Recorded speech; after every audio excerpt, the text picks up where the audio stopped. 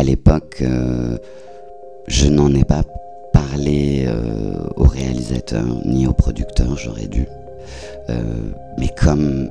En fait, je suis parti, je me suis dit, c'est juste un connard. En 1997, pour mon premier film, je me suis retrouvé à être convoqué par la production pour me rendre au domicile de Gérard Miller pour travailler sur le scénario du film Terminal qui était réalisé par Francis Géraud. Je rencontre Gérard Miller qui me propose de me faire visiter son home cinéma. Il est à peu près 20h30 parce que je répétais la journée une pièce de théâtre, donc j'avais eu ce rendez-vous le soir. C'est normal d'avoir confiance quand on est envoyé par la production chez un scénariste, qu'on a envie de jouer dans un film. Tout ça devrait être très normal. Mais donc je me retrouve à ce domicile. Je refuse de voir le home cinéma parce que je vois pas tout ça à faire là-dedans.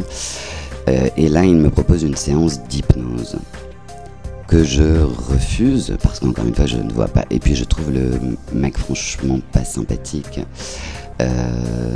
Mais il commence à se tendre et à devenir un petit peu agressif.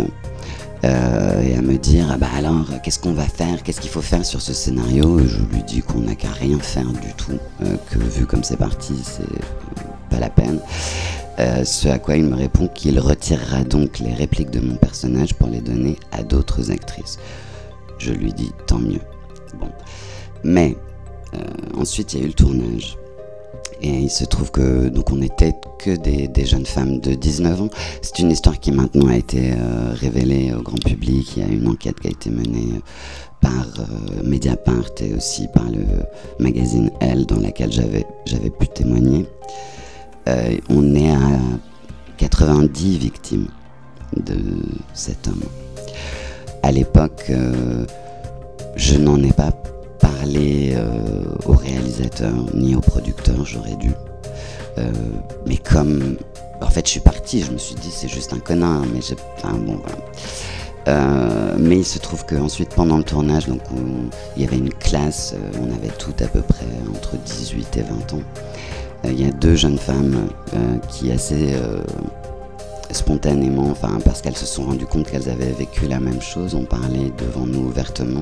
Elles ont vécu la même chose chez Gérard Miller, mais elles ont vécu la séance d'hypnose et elles ont vécu les agressions. C'était en 97, c'est sorti l'année dernière cette affaire.